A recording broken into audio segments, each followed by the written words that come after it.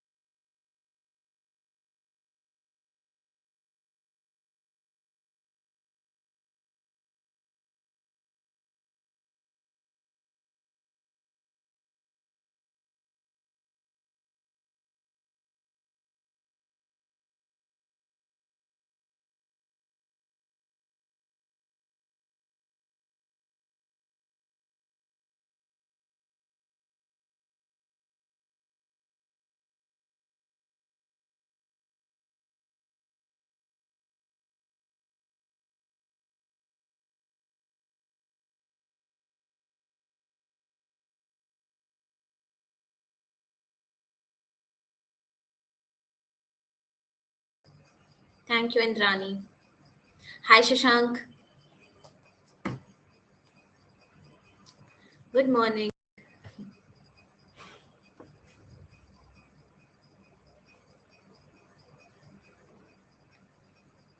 So, guys, only two of you have joined till now. So, we'll wait for another 10 minutes and I'll start the session by 12:10.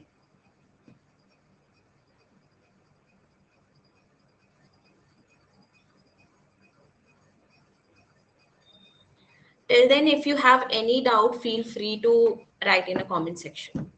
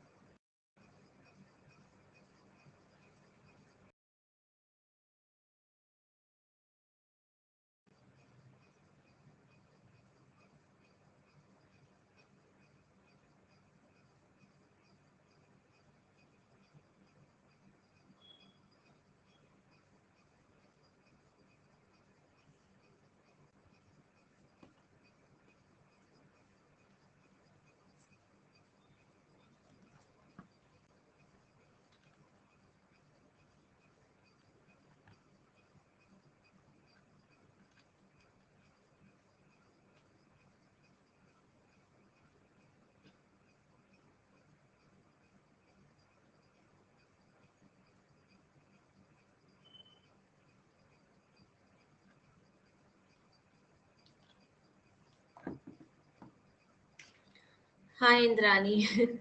So, um, I don't remember the name, but like I get a lot of messages and emails. So, yeah, thank you for reaching out and considering it. Thank you so much. But now I'll remember your name. Don't worry about that.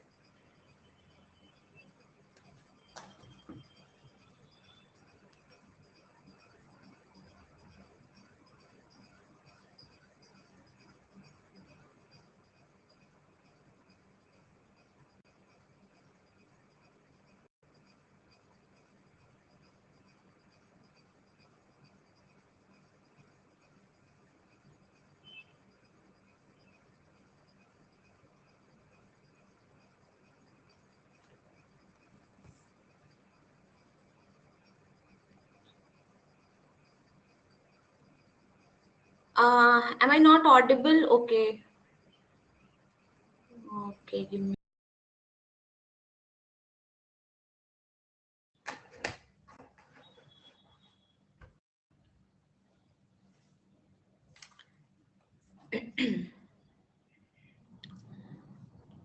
Am I audible now? Okay, I guess I'm audible.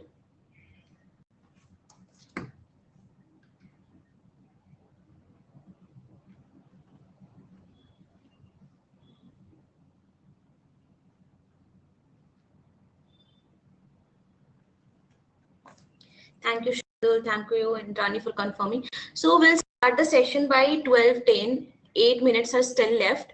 So I'm waiting for another guys, like another people also to join the call, so that most of you will get the benefit. Till then, whatever doubts you have, you can ask.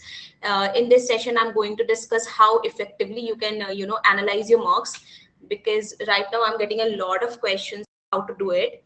So I'll discuss on that.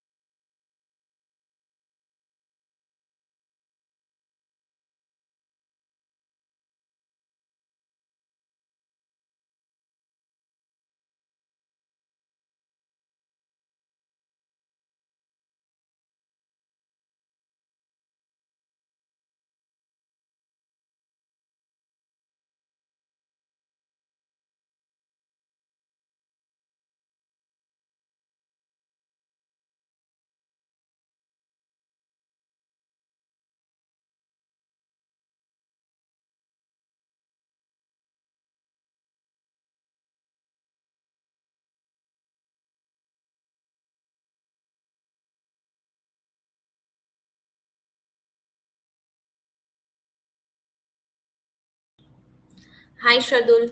Oh, I know DIT, but I work on DBIT, Dev Bhoomi Institute of Technology.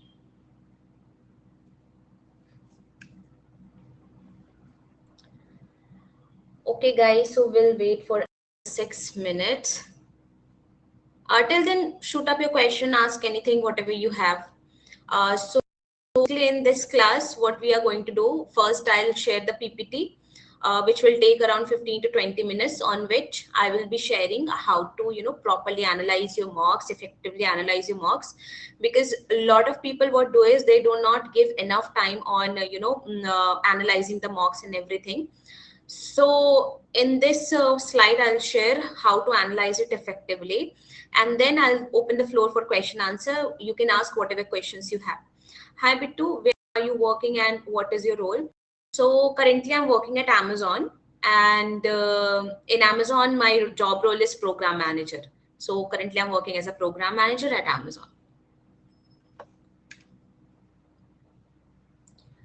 Okay, so few people have joined. We'll wait for another 5 minutes. Till then, if anyone has any doubt, you can ask here, because आप Instagram और mail पे पूछते हो तो मेरे पास थोड़ा सा कम like delay होता है reply करने में, but यहाँ पे delay नहीं होगा. Instantaneously आपके doubts के answers मिल जाएंगे. If you have any, you can ask it. We'll start in another phone.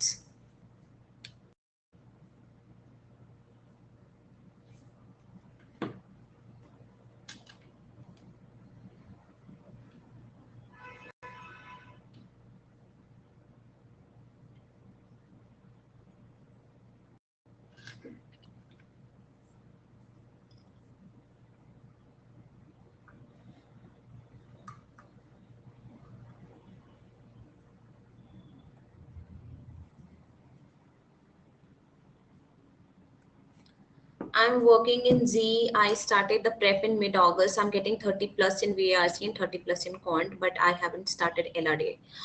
What to do?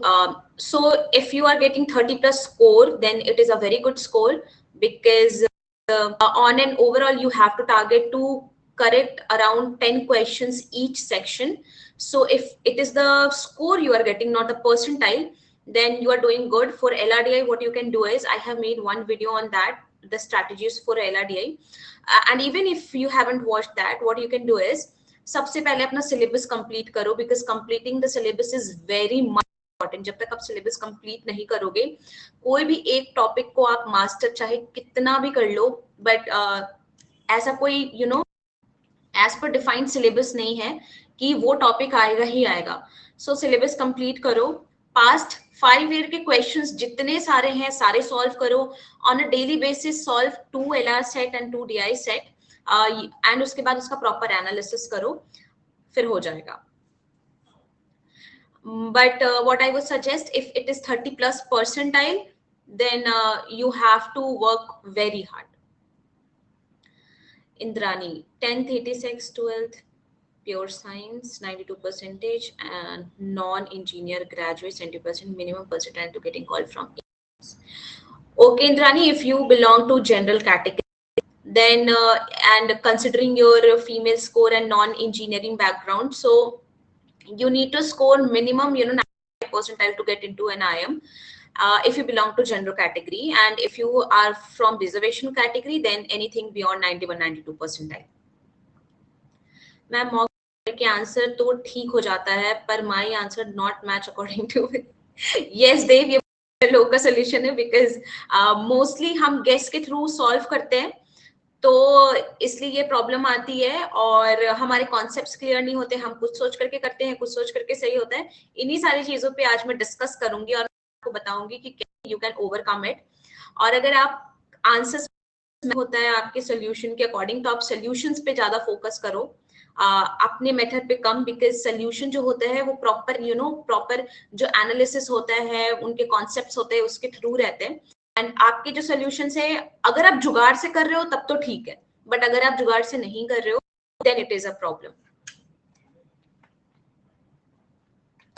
Ma'am it scored 10 plus questions correct.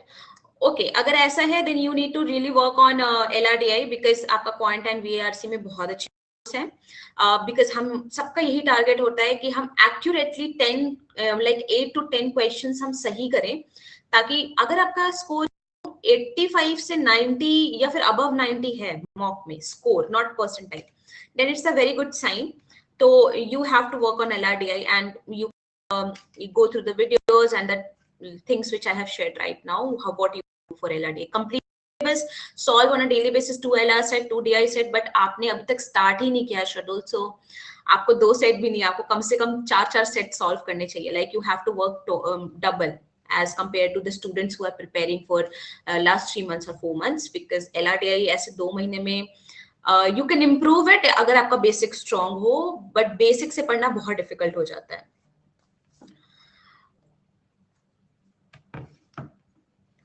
Okay, my 10 12 655, मुझे IM से कॉल आ सकता है. IM से कॉल येस आ सकता है आपको, अगर आप 99 प्लस ले आओ, बिकॉज आप अगर जेम कैटेगरी के हो, ग्रेजुएशन अगर इंजीनियरिंग है, 99 परसेंटाइल में इसलिए बोल रही हूँ बिकॉज अगर आप इंजीनियरिंग कैटेगरी से आते हो और जनरल कैटेगरी से आते हो, तो आपके वो जो एक्स्ट्रा बेनिफिट होते हैं वो नहीं काउंट डाउन हो गया. अप्रॉक्स 10% का वो बेनिफिट होता है, 5%. Okay, you are from non engineering again, but according to his scores, IM Calcutta है, IM Calcutta do not like वो बहुत ज्यादा वेटेज पास एकेडमिक्स को नहीं देते हैं, तो वो एक कॉल हो सकती है आपकी. एंड FMS दिल्ली के लिए आप टारगेट कर सकते हो, the best college will be FMS Delhi. Ma'am analysing, giving and analysing only 1 mock test, नहीं, नो शार्दुल. अभी के टाइम पे आपको पर वीक 2 मॉक्स देने हैं. 2 मार्क्स देने के बाद आपको उनको एनालाइज भी करना है, एंड एनालिसिस में मिनिमम 6 से जाने चाहिए. तो this is not like the way. Okay, yes, new IMs के लिए भी Harsh, you need to target approximately 97 plus 98 plus तो होना चाहिए. Okay guys, so now it is 12:10, so I'll start the PPT. In this session, what I'll do is, first I'll go through the PPT and let you know about how you can effectively analyze your marks, and then the floor will be open for your questions. Whatever question you have, you can shoot in the comment box, and now I'll be starting the PPT. So guys, ये Unacademy के session आ रहे हैं, 40% का discount है, and if you are going to use my coupon code Anshika10, then you are going to get discount of 10%. And उन class आपको ये सारे पॉइंटर्स मेंशन्ड है, like gift voucher of 700 learners, top 70 learners, ये सारे benefits आपको मिलेंगे. And ये 8 से बैच स्टार्ट हो रहा है, जिसमें वो 12:30 to 2:30 PM आपकी क्लासेस लेंगे. Okay guys, so now I'm starting the PPT. How we can, effectively analyze CAT mocks. This is all about. ज्यादा टाइम नहीं लूंगी मैं, 15 से 20 मिनट का टाइम लूंगी. उसके बाद फिर आपके जितने सारे भी क्वेश्चंस हैं आप मुझसे पूछ सकते हो. ओके.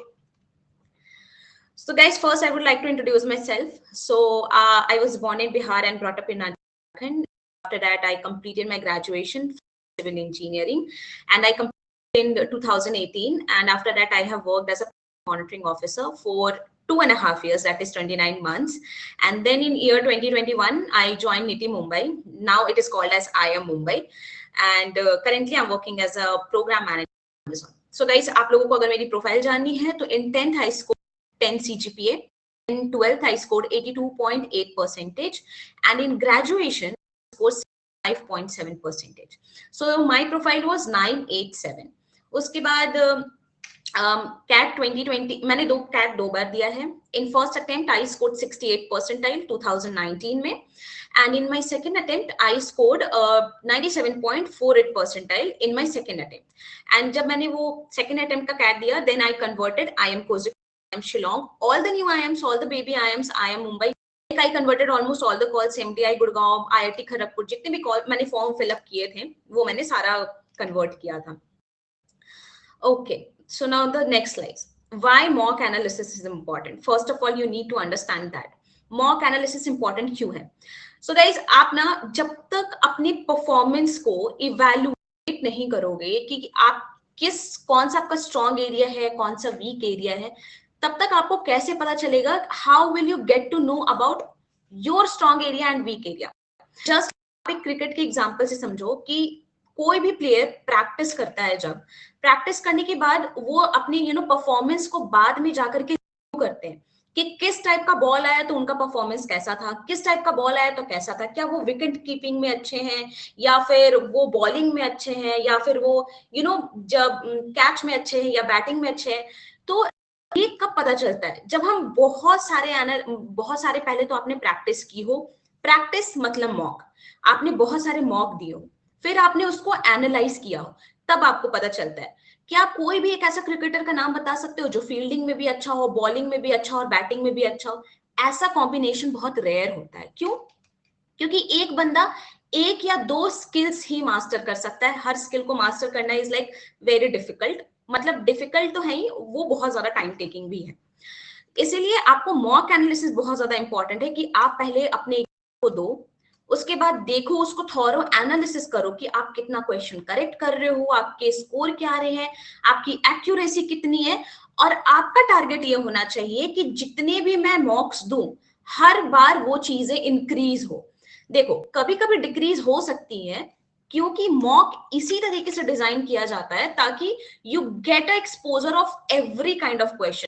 आपने कभी नोटिस किया होगा, कभी आपका VARC टफ आ जाता है, कभी आपका LRDI टफ आ जाता है. तो इसी तरीके से मॉक डिजाइन होते हैं ताकि मॉक ऐसा आपके ज्यादा नंबर लाने के लिए डिजाइन नहीं किया गया है. मॉक इसलिए डिजाइन किया गया है कि हर सिचुएशन में आप किस तरीके से परफॉर्म करते हो. तो पहली बात, अगर आपके मॉक में कम नंबर आ रहे हैं तो डिमोटिवेट नहीं होना है. You just have to keep on track कि क्या आपके कम नंबर डिफिकल्ट क्वेश्चंस की वजह से आए हैं या सिली मिस्टेक्स की वजह से आए हैं. और ये सब आपको कब पता चलेगा, जब आप मॉक को थॉरो एनालिसिस करोगे. सो गाइस, इस पीपीटी में आप देख सकते हो मैंने अटेम्प्ट और एक्यूरेसी को मार्क कर रखा है, किसी में रेड है, किसी में ग्रीन है. तो आपको हर बार इन फोकस करने की बहुत ज्यादा जरूरत है कि आप कितने क्वेश्चंस को अटेम्प्ट कर पा रहे हो, एंड साथ ही साथ जब आप अटेम्प्ट कर रहे हो तो उसकी एक्यूरेसी क्या है. जिस दिन आप 75 से लेकर के 85 तक के रेंज में आपकी अटेम्प्ट आने लगेगी और एक्यूरेसी 70 to 85% के बीच में आने लगेगी, तब आप समझ जाना कि आप बिल्कुल सही जा रहे हो.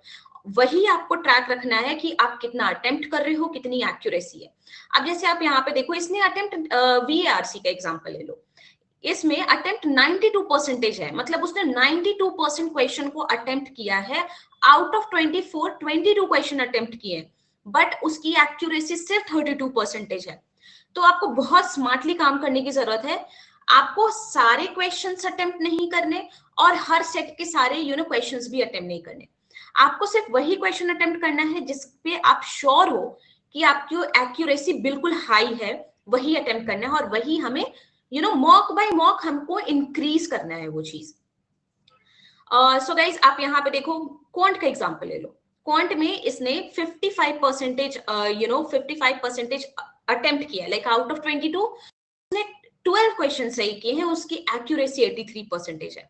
जिस दिन आपकी एक्यूरेसी 75 to 85% के बीच में आने लगे, trust me you are going in a very good direction. तो आपका टारगेट यही होना चाहिए कि आपका अटेम्प्ट 75 to 85 एंड एक्यूरेसी भी 75 to 85 के बीच में रेंज करनी चाहिए। Now why mock analysis is important. देखो, अब तो आपने तो सारी चीजें पढ़ ली, आपको कैसे चलेगा कि कौन सा आपका स्ट्रॉन्ग एरिया, कौन सा आपका वीक एरिया। अब आप बोलोगे कि अलजेब्रा आपका बहुत ज्यादा स्ट्रॉन्ग है क्योंकि आप जब भी सॉल्व करने बैठते हो तो आप उसको सॉल्व कर लेते हो, बट क्या टाइमर लगाने के बाद आप उसको सही से सॉल्व कर पाते हो? क्या वो आपसे सही से सॉल्व हो पाता है? चलो क्वांटिटी हम बाद में बात करते हैं, पहले हम वीआर स्टार्ट करते हैं। वीआरसी का एज पर कोई डिफाइंड सिलेबस नहीं है।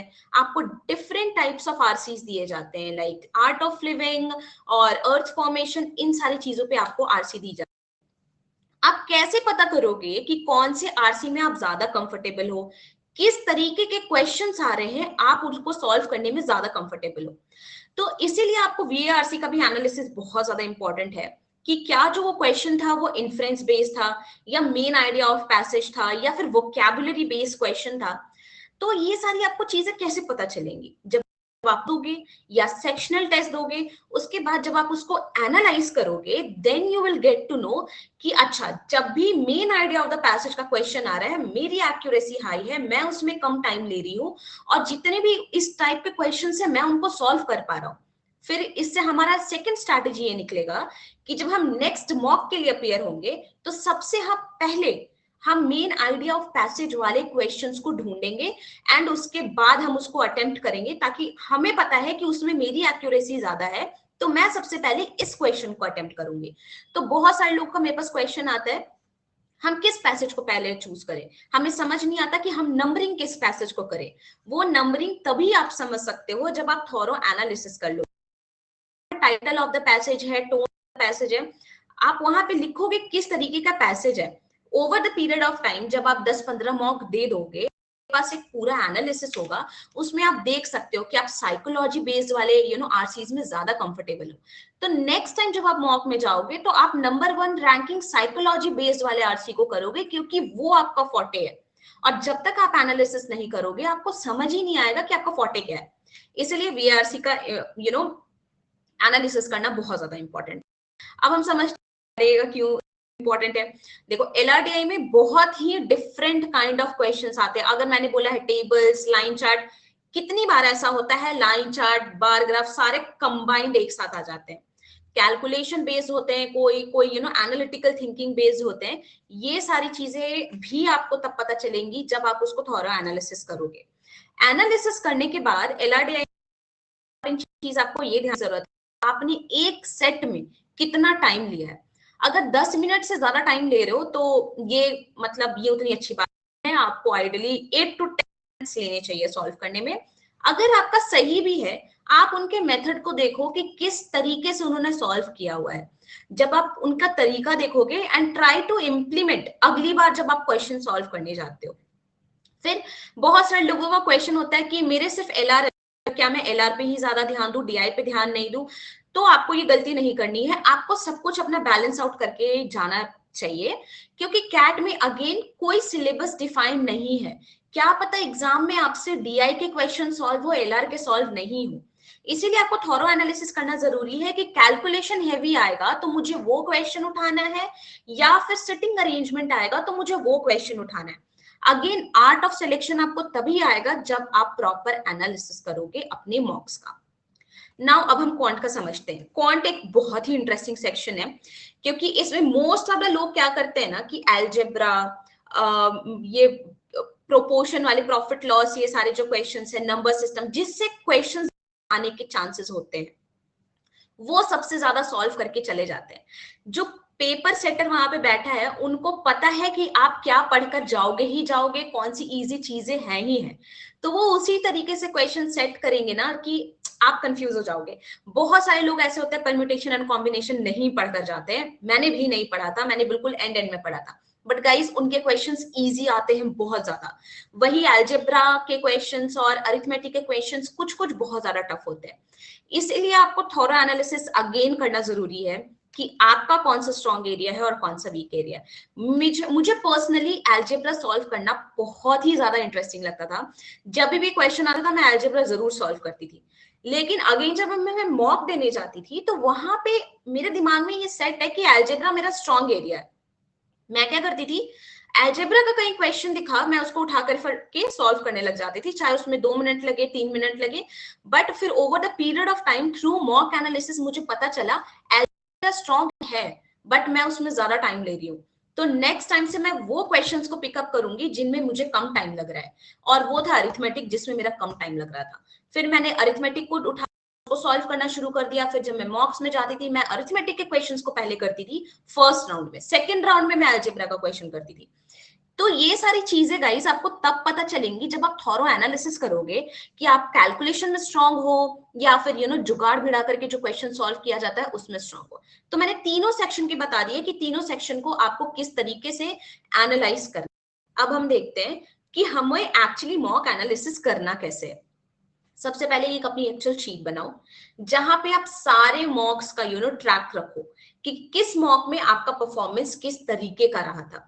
उसके बाद हर एक क्वेश्चन को थॉरो एनालिसिस करो कि आपने उसको अटेम्प्ट किया है तो क्यों किया है, आपने उसको अटेम्प्ट नहीं किया है तो क्यों नहीं किया है। क्या आपको क्वेश्चन देखने में बड़ा लग रहा था इसलिए आपने अटेम्प्ट नहीं किया, क्या फिर बाद में जब आपने एनालिसिस तो ऐसा निकला कि यार वो क्वेश्चन था तो बड़ा, बट वो उसका आंसर बहुत सिंपल था। Most of the time students क्या करते हैं कि क्वेश्चन के लेंथ के अकॉर्डिंग सॉल्व करते हैं। सबसे बड़ा एग्जांपल है वीआरसी।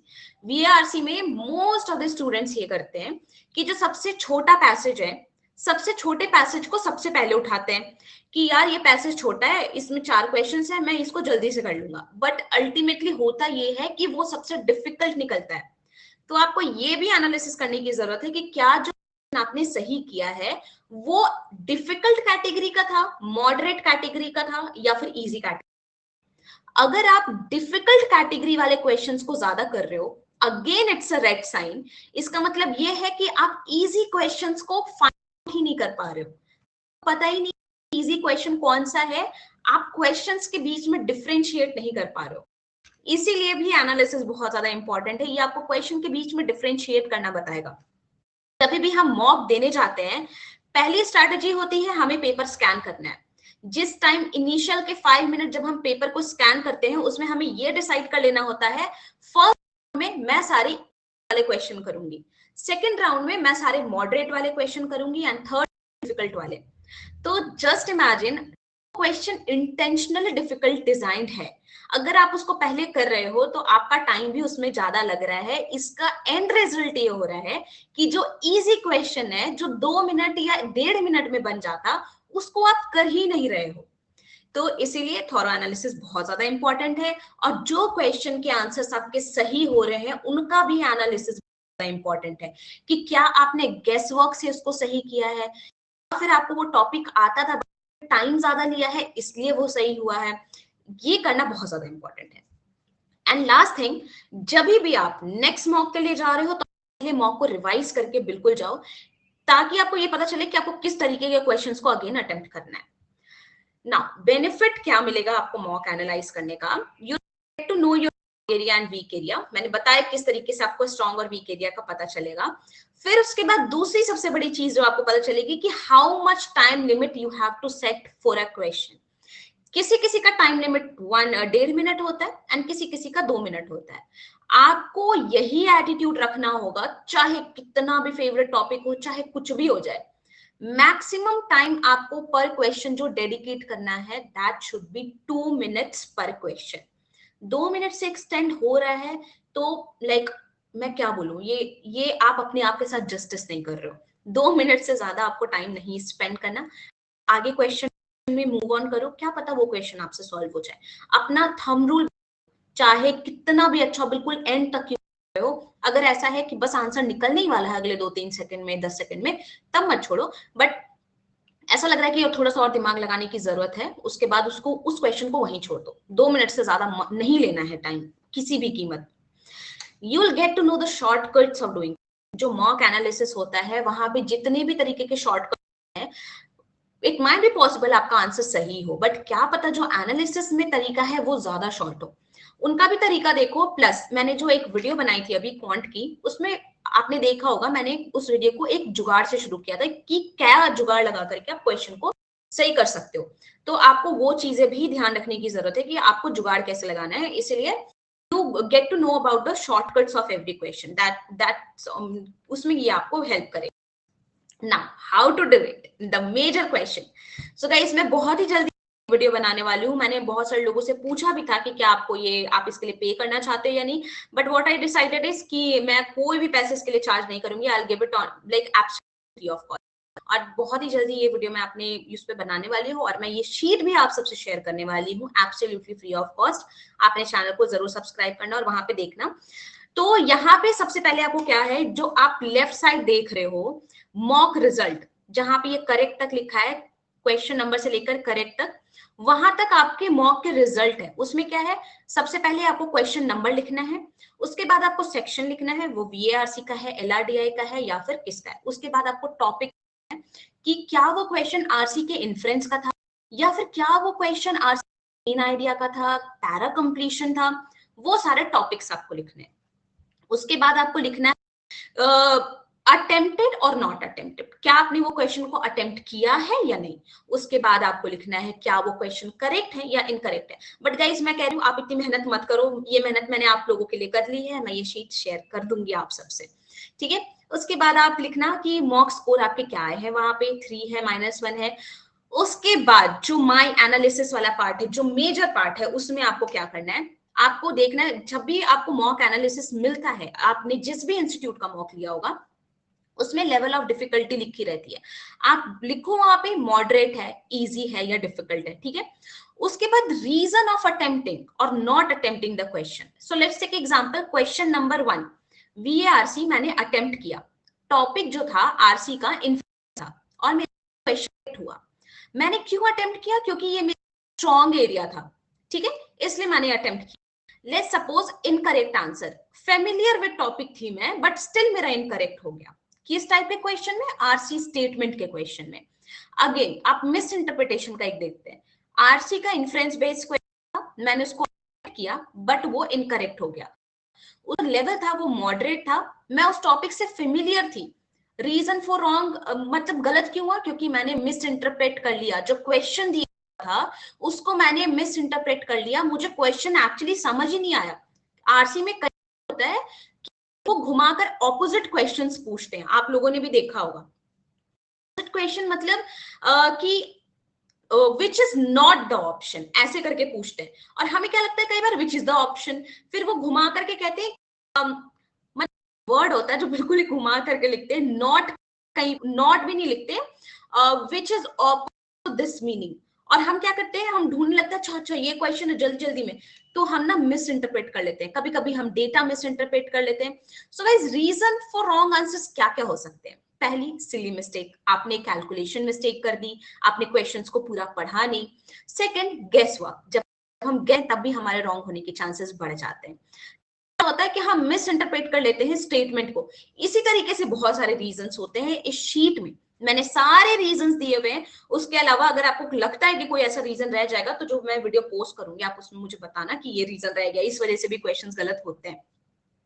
फिर रीजन फॉर अटेम्प्टिंग और नॉट अटेम्प्टिंग, आप किसी चीज को क्यों अटेम्प्ट करोगे, अगर आप उस चीज से फेमिलियर होगे, आपका वो स्ट्रॉन्ग एरिया होगा, या फिर जब आपने पहले देखा होगा वो क्वेश्चन आपको बहुत इजी लगा होगा। कैसे इजी लगा होगा, जैसे मैंने अभी एग्जांपल दिया था कि कोई भी पैसेज अगर आपको छोटा दिख जाता है, आपको लगता है चलो पैसेज छोटा है मतलब इजी होगा, तो मतलब फर्स्ट ग्लांस इजी लगा होगा, इन्हीं रीजंस की वजह से आप उसको अटेम्प्ट करते होगे। और सेकंड, आप उसको अटेम्प्ट क्यों नहीं करते हो? पहला, आप लेंदी लगा होगा, आप उस टॉपिक से फेमिलियर नहीं होगे, और भी ऐसे बहुत सारे रीजन है, सारी चीजें मैंने इसमें मेंशन कर दी है। तो ये एक प्रॉपर शीट है मैंने तैयार की, इसमें आपको कुछ भी नहीं करना है, आपको ड्रॉप डाउन में ऑप्शन सेलेक्ट करना है, उसके बाद ये आपको पूरा थॉरो एनालिसिस दे देगा, लाइक सेक्शन वाइज भी एनालिसिस देगा, ओवरऑल एनालिसिस भी देगा। जो सेक्शन वाइज एनालिसिस देगा वो इस तरीके से होगा, like this is the overall analysis. Section wise analysis में होगा कि आप इंफरेंस बेस्ड क्वेश्चन कितने आए थे, उसमें से आपने कितने सही किए हैं, आपका एक्यूरेसी क्या है। अगेन फॉर एलआरडीआई में किस सेक्शन का क्वेश्चन आपने कितना किया है, इससे ना आपको पता चलेगा जब एट द एंड आप एनालाइज करोगे कि कौन सा वीक है एरिया है आपका और कौन सा स्ट्रॉन्ग एरिया है। फिर उसके टाइम भी उसमें मेंशन होगा कि आप किस क्वेश्चन करने में कितना ज्यादा टाइम ले रहे हो, तो ऑन एन एवरेज आप अपना टाइम भी कैलकुलेट कर सकते हो। लीनियर इक्वेशन के क्वेश्चन में आपने कितना टाइम लिया, तो इस तरीके से ना प्रॉपर एनालिसिस ये टूल आपको ऑटोमेटिकली दे देगा, कोई मेहनत करने की जरूरत नहीं है। So guys, that's all in this session. अब the floor is open for questions. आपको जो भी डाउट्स है, जो भी क्वेश्चंस है, आप पूछो। और ये मेरा YouTube channel, the name of Anshika MBA tube, जहाँ पे मैं जितने भी tips and tricks and strategies है उससे रिलेटेड मैं वीडियोस बनाती रहती हूँ, तो आप उसको भी जाकर के चेकआउट कर सकते हो। हाँ, तो अब डाउट को देखते हैं क्या क्या है। ओके, आयुष ने पूछा है, related to your recent video of quant, can you please provide such shortcut video of every topic of quant? Ayush, I try again, I say I can share the tips and tricks, but ये faculty ही कर सकते हैं। Like I do not have the thorough analysis of each and every section. CAT कैसे करना है, क्या strategy है, मैं आपको बता सकती हूँ। हर क्वेश्चन को कैसे सॉल्व करना है, इसके लिए मुझे भी एक्चुअली बहुत रिसर्च करना पड़ेगा, बिकॉज मैंने कैट एग्जाम 2 साल पहले दिया था। So but I try at least जो शॉर्टकट्स, जो इंपॉर्टेंट शॉर्टकट्स है वो तो मैं आपको दे ही दूं। I try. VARC सेक्शन में वर्बल पार्ट के लिए टाइम डिस्ट्रीब्यूशन क्या होना चाहिए? सो आपका टाइम डिस्ट्रीब्यूशन ऐसा होना चाहिए कि इनिशियल 8 मिनट्स में आपने पेपर स्कैन भी करना है, एंड स्कैन करने के बाद आप वर्बल एबिलिटी सॉल्व कर लिया। बाकी के जो 40 मिनट्स में से अगर आप 8 को माइनस कर दोगे तो जितने मिनट्स आपके रिमेनिंग हैं वो आप लाइक 32 मिनट्स आपको पूरे आरसी को देना है। 32 मिनट्स में आपको ये देखो, के 8 में आपको 2-3 मिनट में आपको पूरा पेपर स्कैन कर लेना है। स्कैन करने के बाद आपको नंबरिंग कर लेनी है कि कौन से आरसी को आपको पहले करना है, कौन से बाद में करना है। उसमें आपको साथ ही साथ क्वेश्चन को भी देखना है कि किस क्वेश्चन को आपको पहले करना है और किस आरसी का किस क्वेश्चन को तो नहीं ही करना है। जैसे बहुत लोगों का कंक्लूजन स्ट्रॉन्ग नहीं होता, इन्फ्रेंस स्ट्रॉन्ग नहीं होता, तो इस तरीके के क्वेश्चन है आरसी में, तो अगर वो आपका स्ट्रॉन्ग एरिया नहीं है तो। उसके बाद आप अपना वर्बल एबिलिटी के पार्ट को जाओ। वर्बल में 5 को देना है 5 मिनट में। जो डेटा बेस्ड क्वेश्चन है जिसके नेगेटिव मार्क्स आने वो तो आपको करना ही करना है अटेंड। उसके बाद फिर बाकी के जो 32 मिनट्स बचते हैं पूरा आरसी सॉल्व करना है। Any more questions guys?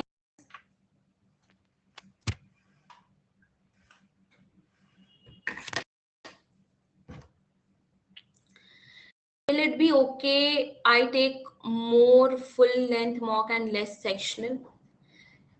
कल्पिता, सो आपको हफ्ते में 2 बार फुल लेंथ मॉक देना चाहिए। जिस दिन आप नहीं दे रहे हो, जैसे आपका 7 दिन है, इसमें 2 days you are giving full length mock and in rest 5 of days you have to give sectional test. देखो, आपकी प्रैक्टिस तभी होगी जब आप सेक्शनल टेस्ट दोगे, जब आप टाइमर के साथ क्वेश्चन सॉल्व करोगे। अगर आप टाइमर के साथ क्वेश्चन सॉल्व नहीं कर रहे हो तो आपको लगेगा कि आप बहुत अच्छा परफॉर्म कर रहे हो और मॉक में जाकर के आपका परफॉर्मेंस हो रहा है। ये चीज मैंने की थी और इसने मेरी बहुत हेल्प की थी। तो आप सेक्शनल दो और उसके बाद उसका थॉरो एनालिसिस करो, बिकॉज आखिरी के अब बस 2 महीने रह गए हैं मुश्किल से, तो बस 2 महीने आपको सेक्शनल टेस्ट देना है। आप एक 40 मिनट्स पर सेक्शन देना है, उसको एनालाइज कर। तो yes, you have to give it now. Ma'am, second I am in second year graduation when I start mock prepare.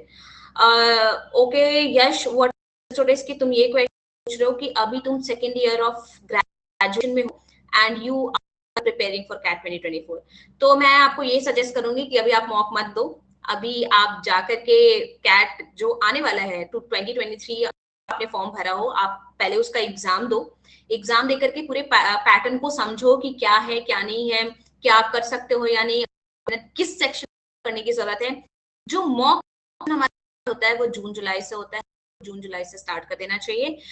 अब आई वुड सजेस्ट कि बस एक का क्वेश्चन एटलीस्ट एक एक सॉल्व कर लो, 2 मॉक्स तो प्रीवियस ईयर के क्वेश्चन के अकॉर्डिंग। देव, शॉर्टकट हर मॉक में एप्लीकेबल नहीं हो रहे हैं। यस, शॉर्टकट हर जगह एप्लीकेबल नहीं होंगे, बट आपको शॉर्टकट जानने की इसलिए जरूरत है कि जहाँ पे आप आए वहां पे एटलीस्ट आप यूज करो। अगर हर जगह डजंट मीन आपने उस टॉपिक को तो कंप्लीट किया ही है। आपने मैंने हमेशा कहा है कि अपना सिलेबस पूरा कंप्लीट करके जाओ। शॉर्टकट तब लगाओ जब हो पा रहा है, नहीं हो पा रहा है कोई बात नहीं, जिस तरीके से उन्होंने सॉल्व किया हुआ है आप उस तरीके को जान लो। क्वेश्चन में शॉर्टकट नहीं लगा सकते हो, बट आपको ये भी समझना बहुत ज्यादा इंपॉर्टेंट है देव कि पूरे आपको पेपर को सॉल्व नहीं करना है। आपने अगर एक्यूरेटली 10 to 12 क्वेश्चन भी सॉल्व कर लिए हैं, that is more than enough. And उन 10 to 12 क्वेश्चंस में से 3-4 क्वेश्चन जरूर होंगे जहां पे शॉर्टकट लग जाएगा। Okay, guys, floor is open. Ask your doubts.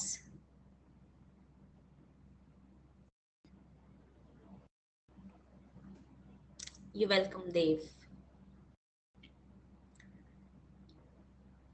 किसी कोई डाउट्स हैं?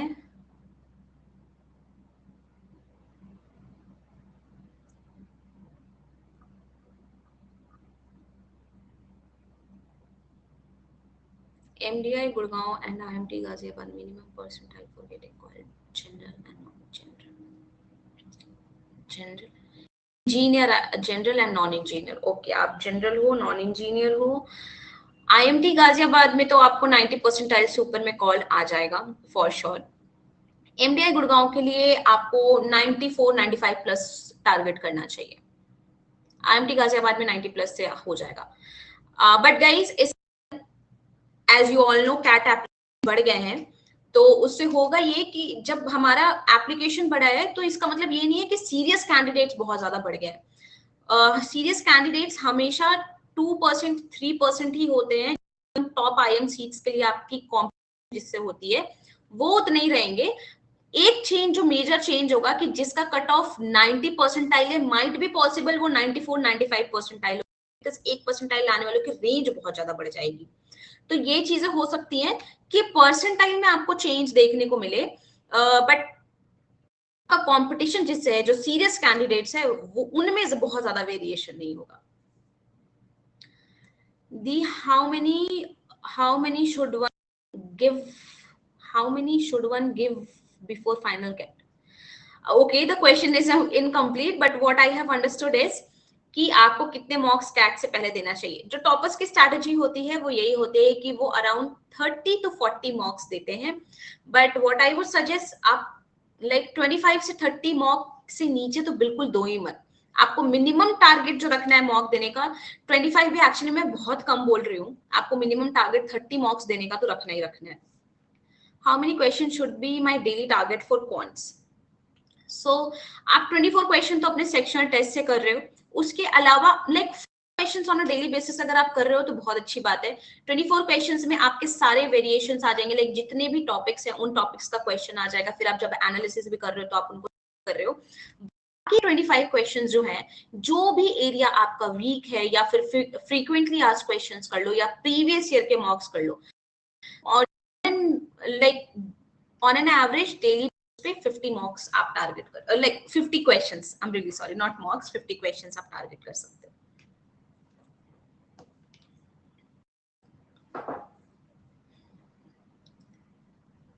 Okay, any doubts from anyone? कैसे करना है एनालिसिस, क्या करना है? सबके अच्छे नंबर आ रहे हैं मॉक्स में? आपके क्वेश्चंस में मॉक्स के डाउट्स?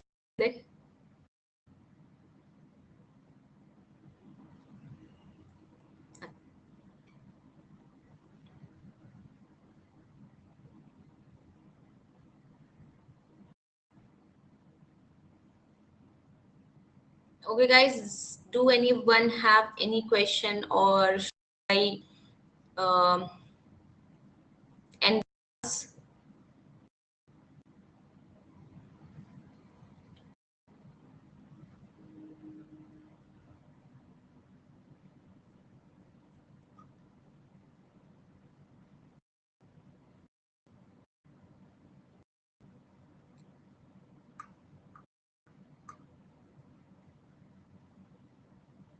ओके गाइस, जो भी है आप मुझे फटाफट से चैट सेक्शन में बताओ कि कौन सा टाइमिंग सबसे बेस्ट होगा लाइव सेशंस के लिए, मैं किस टाइम पे लाइव आऊं, because what I feel is कि टाइमिंग थोड़ा सा लाइक वीकडे है तो अब्रप्ट है, प्लीज सजेस्ट मी सम पे मैं अवेलेबल हो सकूं। मैम अगर पेपर थोड़ा इजी मीडियम आता है तो अटेम्प्ट स्ट्रेटेजी प्लीज करें। यस ऑब्वियसली आपका टारगेट ये होना चाहिए कि अगर इजी टू मॉडरेट है तो जितनी इजी क्वेश्चंस है आप उनको सॉल्व करो ही करो। इजी क्वेश्चन तो आपको सॉल्व करना ही है चाहे कुछ भी हो जाए। अगर आप इजी क्वेश्चन मिस आउट कर रहे हो इट मीन्स कि आप क्वेश्चन के बीच में डिफरेंशिएट नहीं कर पा रहे हो, तो आपको अटेम्प्ट स्ट्रेटेजी बिल्कुल इंक्रीज करने की जरूरत है। इजी टू मॉडरेट क्वेश्चन आएंगे तो बाकी बच्चे भी जो हैं, बाकी स्टूडेंट्स भी जो हैं वो भी ज्यादा क्वेश्चन अटेम्प्ट करेंगे, तो आपको उनसे भी ज्यादा अटेम्प्ट करना होगा कि आपके परसेंटाइल इंक्रीज हो। Ayush, how to analyse the VARC part in best possible way, lacking analysis in this part. Okay Ayush, so मैंने आपको यहाँ पे बताया कि जो मैं शीट दूंगी उसमें प्रॉपरली लिखा होगा कि आपका जो टॉपिक है वो का इन्फ्रेंस है या स्टेटमेंट बेस्ड है या मेन आइडिया है या फिर वो पैरा कंप्लीशन है। उसमें फिर आपको एनालिसिस करना है कि वो आपने वो क्यों अटेम्प्ट किया था, आपको वो इजी लगा था या फिर आपको फर्स्ट टाइम में देखने इजी लगा या फिर आप टॉपिक से मिल लिया फिर आपने उसको मिस इंटरप्रेट कर लिया। इस तरीके से आप प्रॉपर एनालिसिस करोगे तो यू टू नो कि क्या चीजें हैं और मुझे किस ध्यान देने की जरूरत है। VR evening would be the best as during this time most of us are either in yes मैं भी ऐसे ही सोच रही हूँ। सो गाइस अगर मैं 11 बजे के आसपास लूं रात के बजे तो क्या आप सब अवेलेबल रहोगे? फटाफट से मुझे सेक्शन में यस नो बताओ 11 बजे का टाइम। 11 बजे आप रहोगे? हाँ क्योंकि मेरी जॉब रहती है मतलब मतलब थोड़ा यूएस, तो अभी 1 बजे से रात के 11 बजे तक मुझे ऑफिस का काम करना होगा। 1 बजे से लेकर के 11 बजे तक मैं बिल्कुल अवेलेबल नहीं हूँ क्योंकि मुझे ऑफिस का काम करना होता है, तो मैं 11 बजे के बाद अवेलेबल हूँ। अगर आप सब 11 बजे ओके हो तो मैं 11 बजे से लाइक जो मेरा नेक्स्ट लाइव सेशन है प्रोबेबली डे आफ्टर टुमारो मैं लूंगी, वो मैं 11 बजे लूंगी। I think one is okay. Ma'am when can we get this? मैं अभी वीडियो बनाऊंगी अगले 1 हफ्ते में, फिर मैं ड्राइव लिंक पे अपलोड करके आप सबको शेयर कर दूंगी। ओके इंद्रानी का एक क्वेश्चन था प्रीवियसली पेपर में तो थोड़ा बहुत मार्क्स आ रहे हैं बट कोचिंग इंस्टीट्यूट, मैंने आपको आपको बताया कि मार्क्स होते हैं इंस्टीट्यूट के, वो आपको सारे डिफिकल्ट सिचुएशन के लिए प्रिपेयर करते हैं। आप इस समझो, अगर वो आपको इजी देंगे और एग्जाम में आ जाएगा क्या आप उसको सॉल्व कर पाओगे? तो वो आपको हम टफ क्वेश्चन देंगे और आप टफेस्ट प्रिपेयर रहो और जब एग्जाम में जाओ आपको इजी और मॉडरेट क्वेश्चन डिफिकल्ट आप घबराओ नहीं, आप उसको सॉल्व कर लो। मॉक इसलिए किया गया है कि आप जो बेसिक चीज भी गलती कर सकते हो ना, वो पेपर सेटर को पता होता है, उस तरीके से वो पेपर डिजाइन करता है। तो वो आपके नंबर लाने के लिए ज्यादा डिजाइन नहीं किया गया है, वो आपको बस प्रिपेयर करने के लिए किया गया है कि हर सिचुएशन के लिए आप प्रिपेयर हो जाओ। और हाँ अगर आपको वो इजी देते ही रहेंगे फिर आप कॉन्फिडेंस में आ जाओगे, उसके बाद फिर जाओ आप जाओगे कैट में और थोड़ा सा भी डिफिकल्ट आया गड़बड़ जाएगी, इसको डिफिकल्ट क्वेश्चन ही सेट करते हैं। Ma'am in should be the time distribution for each RC and its question। देखो इसमें आपका टाइम डिस्ट्रीब्यूशन ये है कि आपको एक आरसी में 8 to 10 मिनट से ज्यादा नहीं लेना है, उसमें के 3 मिनट तक आपका आरसी पढ़ना कंप्लीट हो जाना चाहिए, बाकी मिनट आपको पर क्वेश्चन डेडिकेट करने चाहिए। बहुत थॉरो एनालिसिस करोगे उसमें बगल में टाइम भी लिखा होगा तो आपको ये पता चलेगा किस तरीके में आप ज्यादा टाइम ले रहे हो। आपने आरसी पढ़ने में ज्यादा टाइम लिया, अगर आपने आरसी पढ़ने में ज्यादा टाइम लिया है तो आपको अपनी रीडिंग स्पीड इंक्रीज करने की जरूरत है। रीडिंग स्पीड कैसे आप कैलकुलेट कर वर्ड्स पर मिनट, मैंने पहले भी वीडियो में बताया है, aon.in एक वेबसाइट है, उस पे जाओ, वहां वर्ड्स लिखते हैं कि वो 3000 वर्ड है या 4000 वर्ड्स का है। पूरे पैसेज को पढ़ो आप, पूरे पैसेज को पढ़ने के बाद टाइमर लगा देना साथ, फिर डिवाइड करो कितना वर्ड्स आ रहा है। वो आपका रीडिंग स्पीड पर मिनट है, वर्ड्स पर मिनट है। और वो आइडियली जिस रेंज में रेंज करनी चाहिए वो है 205 से लेकर के 215 तक। अगर आपका उसके नीचे है तो start reading as much as possible. और रीडिंग में तो आपको like minimum 10,000 words, 10 to 12,000 words पर आपको पढ़ना है। वो आप कैसे कर सकते हो? आप न्यूज़पेपर पढ़ो, न्यूज़पेपर पढ़ने के बाद आप 2 आर्टिकल ले लो, कंप्लीट हो जाएगा।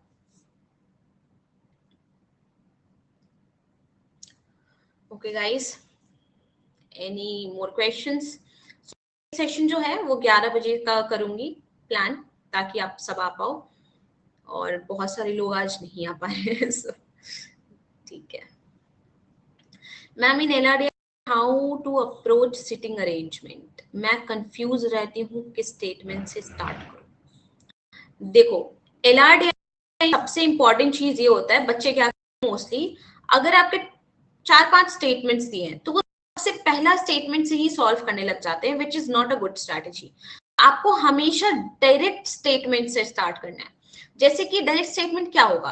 ए is sitting opposite to B, आपको एग्जैक्ट लोकेशन पता है, जैसे 6 बंदे बैठे हुए हैं, A is sitting opposite B, ये आपका डायरेक्ट स्टेटमेंट है। A is sitting to left of B, ये आपका डायरेक्ट स्टेटमेंट नहीं है कि वो कहाँ पे बैठेगा। A sitting like between B and C, ये भी नहीं है कि अब बिटवीन में तो 2 लोग भी उनके बीच में बैठ सकते हैं, 3 लोग भी उनके बीच में बैठ सकते हैं, ये इनडायरेक्ट स्टेटमेंट है। You should always start with the direct statement. जैसे A is opposite to B, A is just right to left, A is two position right to B, इस तरीके से क्वेश्चंस को आपको अप्रोच करना है। दी टेक अ सिनेरियो कि एक सेक्शन में 0 या नेगेटिव आ गए, तो कैट में क्या इसको as a failed candidate consider किया जाएगा?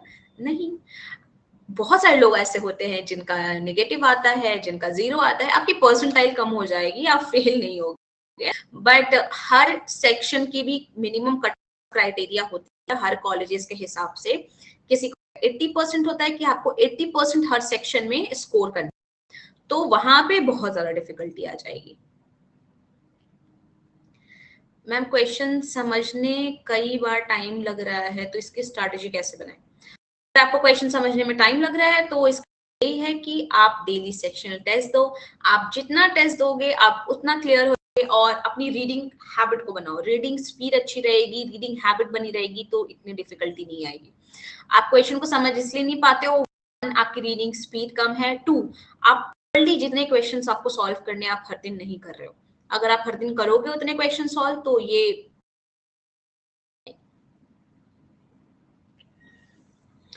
गाइस 10 more minutes left, पूछो जितने भी डाउट्स हैं।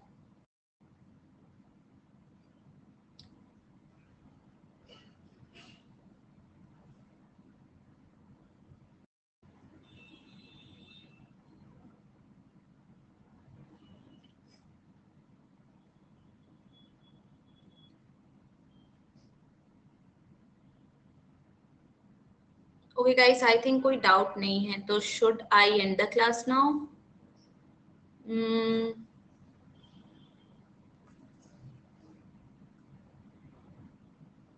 ड्यू टू डिफरेंट और डिफिकल्ट वर्ड, याद नहीं।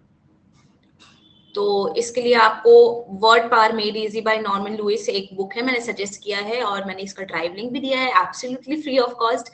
आपको इसके लिए अपनी वोकैबुलरी स्ट्रॉन्ग करनी पड़ेगी। देखो, अगर आप कैट करने जा रहे हो, आपको अपनी वोकैबुलरी स्ट्रॉन्ग करनी पड़ेगी anyhow, because CAT exam के बाद भी बहुत लंबी जर्नी है। आप कॉलेज में जाओगे, वहां पे बिल्कुल जैसे क्रीम लेयर के स्टूडेंट्स हैं, आप उनके साथ compete करोगे, फिर आपको कंपनी में जाओगे, फिर वहां पे पीपीओ के लिए फाइट करोगे, वहां पे इंटरव्यूज के लिए फाइट करोगे।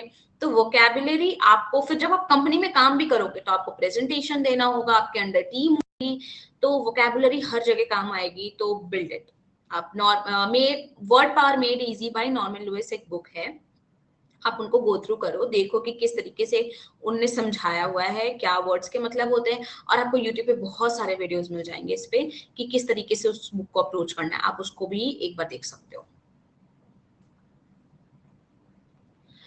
Okay guys, so I am ending class now. So I hope आपको अच्छा लगा हो सेशन, आपने इंफॉर्मेटिव लगा हो. मैं बहुत शीट भी आपसे शेयर करूंगी. Stay tune to my YouTube channel.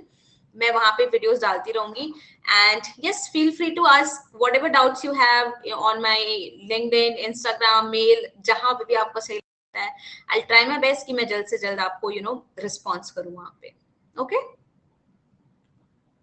Okay guys, bye, take care.